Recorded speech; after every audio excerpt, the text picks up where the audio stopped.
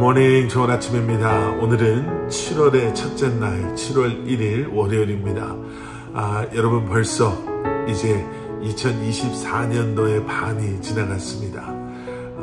이제 남은 이제 7월부터 12월까지도 여러분 하나님의 보호하심과 인도하심 가운데 거하시는, 그리고 말씀과 함께 매일매일 주님과 동행하시는 삶을 살아가시는 그러한 여러분들 되시기를 기도하겠습니다. 오늘도 주시는 말씀 믿음으로 붙잡으시고 말씀을 통해 허락하시는 은혜와 평강, 또 지혜와 능력으로 이 한날을 살아가시기를 기도하겠습니다. 오늘도 말씀이 여러분들의 삶 가운데 온전히 세워지고, 또 여러분들의 삶은 온전한 예배로 또 하나님께 드려지는 그러한 하루가 될 수 있기를 소원합니다. 자, 오늘 우리에게 주시는 하나님의 말씀은 열왕기하 6장 1절부터 14절까지의 말씀입니다. 열왕기하 6장 1절부터 14절까지의 말씀. 자, 이미 말씀드린 것처럼요, 엘리사의 시대는 믿음이 없던 그러한 시대였습니다. 이방의 우상들을 섬겼던 그러한 시대였고요. 그러면서 하나님을 등지고 살았던 그러한 시대였습니다.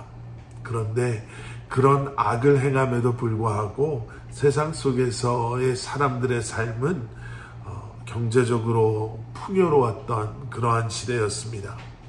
그러니까 물질적으로 풍요로우니까 점점 더 우상 숭배에 빠져들어가기 시작하고 하나님을 점점 더 멀리하기 시작했죠. 오히려 자신의 욕심과 또 쾌락을 찾기에 급급했던 그러한 삶을 사람들은 살았었습니다. 그리고 바로 그런 때에 엘리사가 사역을 했고요. 그런 엘리사의 사역과 특별히 기적을 행함을 보고 그러한 우상 숭배가 만연했던 때였음에도 불구하고 많은 사람들이 하나님을 믿고자 엘리사를 찾아오기 시작했습니다. 그래서 엘리사의 제자들이 제안을 합니다. 2절 말씀. 우리가 요단으로 가서 거기서 각각 한 제목을 가져다가 그곳에 우리가 거주할 처소를 세우사이다 하니 엘리사가 이르되 가라 하는지라. 엘리사의 제자들이 새로운 건물을 짓자라고 엘리사에게 제안을 합니다. 그리고 요단강에 가서 나무를 베기 시작하죠. 그런데 그렇게 나무를 베고 있었던 때에 그들 가운데 한 사람이 사용하던 도끼의 그 쇠 도끼 부분이 물에 떨어지게 됩니다. 5절 말씀. 한 사람이 나무를 벨 때에 쇠 도끼가 물에 떨어진지라. 이에 외쳐 이르되 내 주여 이는 빌려온 것이니이다 하니. 근데 그 도끼가 하필이면 빌려온 도끼였습니다. 그래서 엘리사가 또 상식적으로는 과학적으로는 말이 되지 않는 그러한 말을 합니다. 6절 말씀. 하나님의 사람이 이르되 어디 빠졌느냐 하매 그곳을 보이는지라. 엘리사가 나뭇가지를 베어 물에 던져 쇠도끼를 떠오르게 하고. 나뭇가지를 물에 던졌더니 쇠도끼가 물 위로 떠오르는 거예요. 여러분 그냥 웃으시라고 이렇게 이야기하는데요, 금도끼 은도끼 이도끼가 이도끼냐, 그 스토리가 더 믿어지지 않으세요? 이 스토리보다는. 그래도 누군가가 나타나서 도끼를 갖다 주는 게 쇠로 만든 도끼가 물 위에 뜨는 것보다는 그래도 좀 더 가능성 있어 보이지 않습니까? 말씀드린 대로 과학적으로나 상식적으로 이게 설명이 되지가 않아요. 그런데 여러분, 우리 하나님은 과학이나 상식에 갇혀 계시는 분이 아니죠. 설명할 수 없는, 또 설명할 필요도 없는 그러한 일을 행하시는 분이 우리 하나님이신 줄 믿습니다. 엘리사는 많은 기적을 행한 사람이었습니다. 나쁜 물을 마실 수 있는 물로 바꾸고, 아이를 낳지 못했던 여인에게 아이를 낳게 하고, 또 죽은 아이를 살리는 수많은 기적을 행했었죠.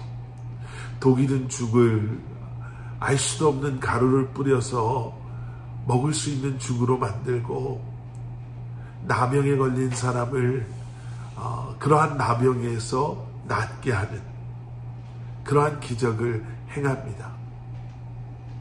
보리떡 20개를 가지고 100명의 사람들을 배부르게 먹게 하는 그러한 기적도 행했었죠. 오늘 본문에서 보게 되는 이 물에 가라앉은 쇠도끼를 떠오르게 하는 것, 정말 다양한 기적을 행합니다. 그 당시 세상이 우상 숭배에 빠져 있었기 때문에 믿음을 사모하던 사람들을 위로하기 위해서 하나님께서 엘리사를 통해 이러한 기적을 행하셨다라고 저는 생각해요. 앞에서 말씀드렸던 그러한 기적들과 비교해 보면 도끼가 물에 뜨는 기적은 뭐 좀 소박하다고 할까요? 화려하지 않죠. 죽은 사람을 살리고 너무나 많은 사람들을 먹이고, 아이를 못 낳는 여인이 아이를 낳게 되고, 한 나라의 군대의 장관을 치유하는 것, 여러 면에서 그 영향력이나 또 그 기적을 경험했던 사람들의 숫자를 놓고 봤을 때 기적의 그 difficulty라고 하나요? 이런 걸 놓고 봤을 때 사실 이 도끼가 물에 뜨는 것은 좀 간단한, 좀 소박한 그러한 기적이었습니다. 그런데 저는 이 말씀을 오늘 묵상하면서 이런 생각을 해봤어요. 여러분, 기적은 뭔가 기대하지 않았던 어마어마한 일을 일어나게 하는 것뿐만 아니라 일상생활 속에 나에게 너무나도 필요한, 이 도끼는 빌려온 도끼인데 나는 그 제자, 일하던 사람의 그 고백을 들으면서 그 일상의 소소한 것까지도, 우리의 삶의 그 작은 부분까지도 하나님께서는 함께하여 주시고 계시구나 라는 것을 보게 됩니다. 그러면서 여러분, 다시 한번 생각하게 되는 것은 우리의 삶은 기적투성이구나 라는 것을 생각해 보게 됩니다. 우리가 보지 못해서, 깨달아 알지 못해서, 우리가 믿음으로 붙잡지 못해서 그런 것이지, 우리는 정말 기적과도 같은 삶, 내가 구원받았다라는 이 놀라운 기적, 나와 함께 하시는 주님의 동행하심의 기적, 오늘도 내 삶을 지키시고 보호하시고 우리의 삶 가운데 살아 역사하시는 하나님, 바로 그것이 기적임을 다시 한번 생각하며, 그러한 주님의 기적과도 같은 사랑, 그 사랑에 반응하며 오늘도 살아가시는 여러분들 되시기를 주님의 이름으로 간절히 축원합니다. 우리 함께 기도하시겠습니다. 사랑의 아버지 하나님, 주님께서 우리를 자녀로 택해 주셨다라는 것, 우리와 같은 죄인을 위해 독생자 예수 그리스도를 이 땅에 보내시고 우리의 죄를 대신하여 십자가에 죽으시고 부활하셨다라는 그 놀라운 사실, 지금도 우리를 하나님의 자녀로 이 땅에서 살아가게 하시고 매 순간 우리를 지키시고 보호하시고 인도하시고 우리를 위로하시고 우리에게 힘주시고 우리에게 지혜를 주시며 이 땅에서의 우리의 삶을 통해 역사하고 계시는 주님을 다시 한번 기억함으로 우리가 기적 가운데 살아가고 있음을 깨닫게 하시는 주님 감사합니다. 이제는 그러한 주님의 사랑에 반응하며 이 한날을 믿음으로 살아가는 저희들 되게 하여 주시옵소서. 우리의 삶을 통해 주님을 예배하게 하시고 우리의 삶을 통해 주님의 이름을, 그리고 예수 그리스도의 십자가의 복음을, 그 사랑을 이 세상 속에 선포하며 살아가는 저희들 되게 하여 주시옵소서. 예수 그리스도 이름 받들어 간절히 기도드렸사옵나이다. 아멘.